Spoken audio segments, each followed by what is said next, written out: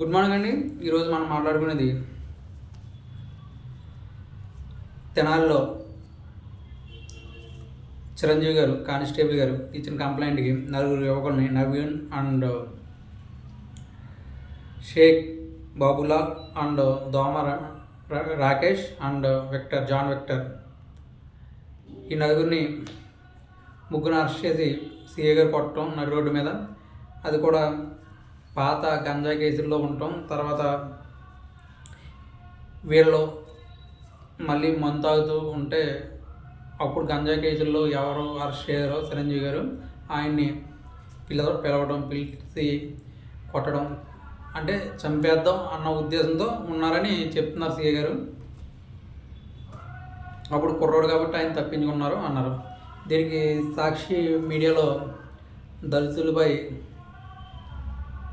విపరీతమైన అక్కసు, బీసీలపై, మైనార్టీలపై అన్నారు. కానీ అలాంటిది ఏమీ లేదు. తప్పు చేస్తే ఓసీ అన్న ఒకటే, బీసీ అన్న ఒకటే, ఎస్సీ అన్న ఒకటే, ఎస్టీ అన్న ఒకటే. తప్పు ఓసీలు చేస్తారు, బీసీలు చేస్తారు, ఎస్సీలు చేస్తారు, ఎస్టీలు చేస్తారు. అలాగని రౌడీ షీటర్లో అన్ని కులాల్లోనూ ఉన్నారు.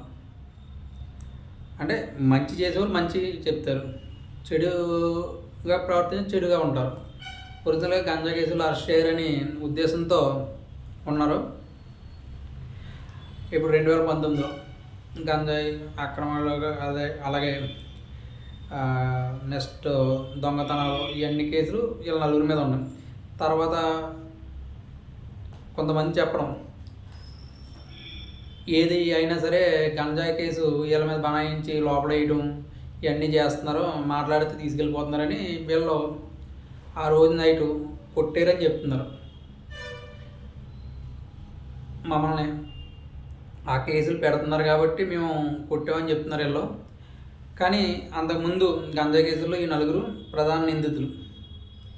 తప్పు ఎవరు చేసినా తప్పే, ఎందుకంటే 100% ఈ విషయంలో పోలీసులు చేసింది కరెక్టే.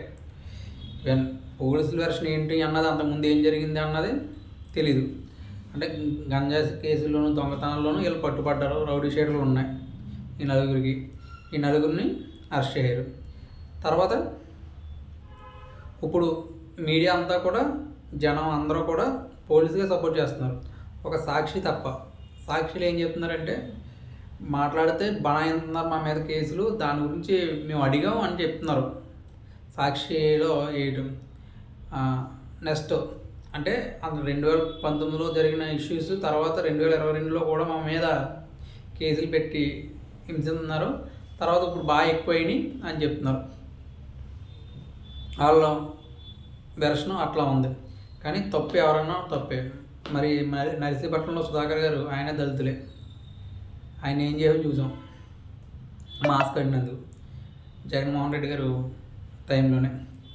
అలాగే ఇప్పుడు ఈ కానిస్టేబుల్ గారి వైఫ్ గారు కూడా దళితులనే, నాకు కూడా న్యాయం చేయండి జగన్ గారు అని ఆమె అడుగుతుంది.